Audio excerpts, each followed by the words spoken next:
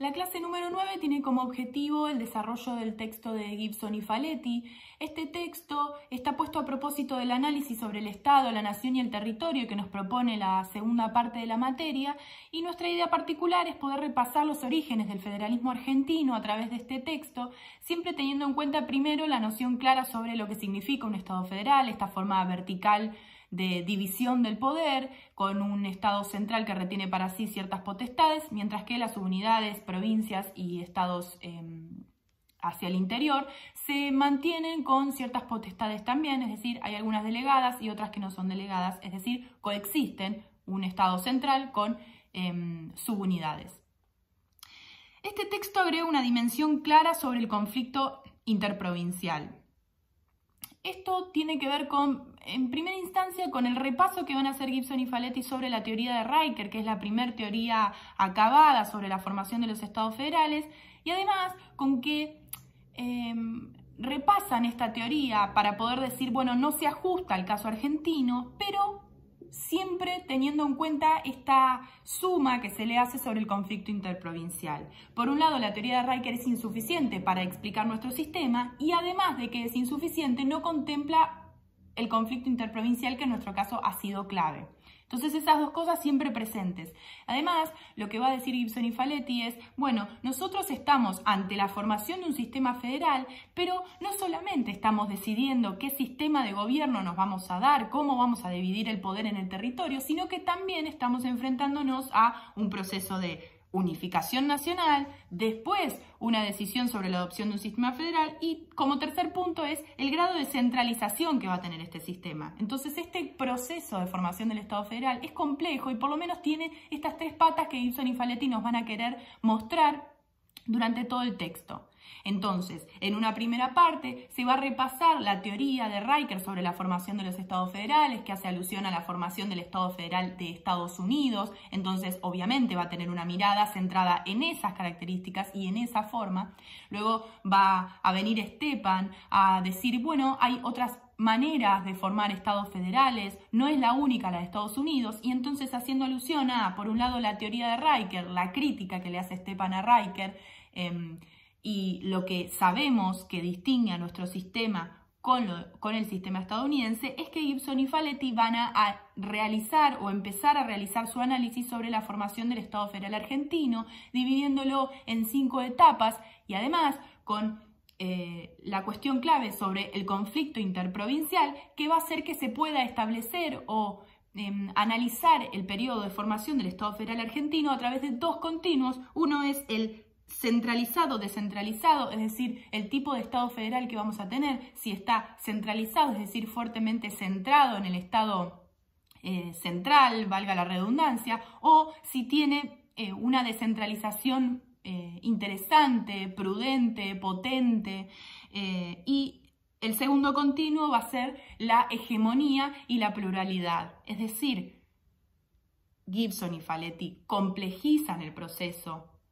hablan de la triple implicancia que tiene en nuestro país la formación de un Estado federal y además van a establecer estos 2 continuos como importantes para una teoría acabada sobre la formación del Estado federal argentino.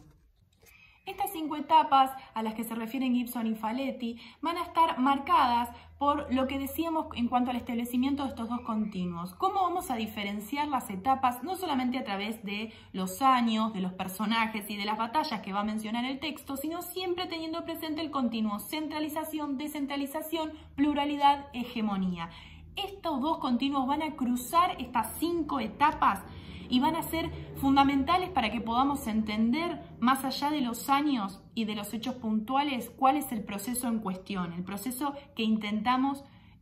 comprender y entender. Una primera etapa va a estar marcada entre 1810 y 1831. Es una etapa donde tenemos como antecedente la Revolución de Mayo, es decir, nos vamos bien atrás en el tiempo y en un momento donde la discusión clave era el establecimiento de un Estado federal o un Estado unitario. Esta discusión entre unitarios y federales aún no estaba saldada, por lo cual esta etapa es una etapa, si se quiere, bastante embrionaria de nuestro sistema federal porque todavía se luchaba contra la posibilidad de un Estado unitario. Una vez que llega la segunda etapa, en 1831 y 1852, lo que tenemos es el Pacto Federal. En 1831 se acepta por parte de todas las provincias y se convierte en un Estado descentralizado, aún con Buenos Aires, que logra mantener esa hegemonía, logra mantenerse como la figura dominante de la Confederación. Entonces acá tenemos el primer juego entre variables y continuos, donde en una etapa 2 tenemos un federalismo hegemónico, pero descentralizado.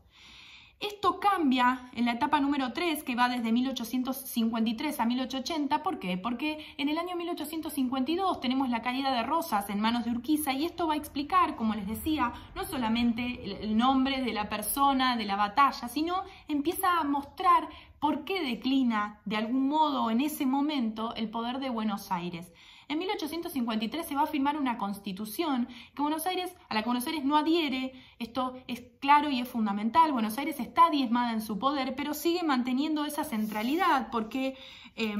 la economía mundial requería esa unión, requería tener un buen contrapeso institucional para poder establecerse en la economía mundial. Entonces va a ser una etapa, esta tercera, asignada por la pluralidad del sistema, pero aún la centralización de Buenos Aires. Hay una constitución que Buenos Aires no firma, que establece la pluralidad de la Confederación Argentina, pero no hay todavía una descentralización importante, o no hay nada parecido a lo que se daba anteriormente en la etapa 2. La etapa número 4 es una etapa en la que aparece Mitre y se vuelve a buscar, Mitre vuelve a buscar posicionar a Buenos Aires como el hegemón de la Confederación. ¿Qué es lo que hace Mitre? Mitre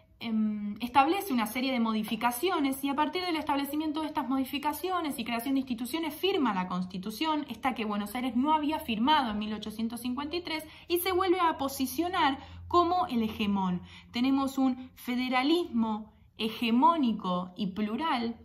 en esta cuarta etapa a través de las reformas que introduce Mitre.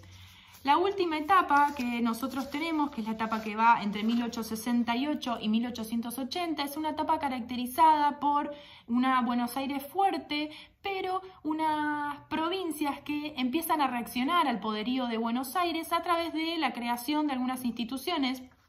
como la Liga de los Gobernadores, esto que se va a institucionalizar, que tiene que ver con la selección de candidatos a la presidencia por parte de los gobernadores del interior. Esto lleva a muchos candidatos del interior a la provincia, a la presidencia, y esto genera que vuelvan a ser protagonistas las provincias. Entonces,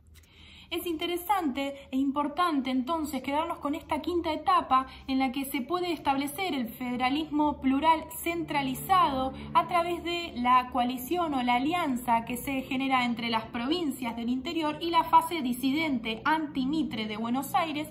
que termina con un reparto claro de presidencia para las provincias del interior y vicepresidencia para Buenos Aires. Esto garantizaba que en el Consejo Electoral se pudiese resolver la situación y quedara de esta manera. Entonces vamos a tener como conclusión general del texto que la formación de nuestro sistema federal se parece poco a una negociación entre partes, tal como fuese en el caso estadounidense, y que se va a tener que entender más bien como un sistema para administrar los conflictos entre los niveles de gobierno y como un sistema para administrar los conflictos entre regiones. Esta es la idea general que nos quieren dar Gibson y Faletti con su texto, y a partir de las 5 etapas vamos a poder entender lo relevante de los dos continuos y además la idea de la no comodidad de la teoría estadounidense para con nuestra realidad.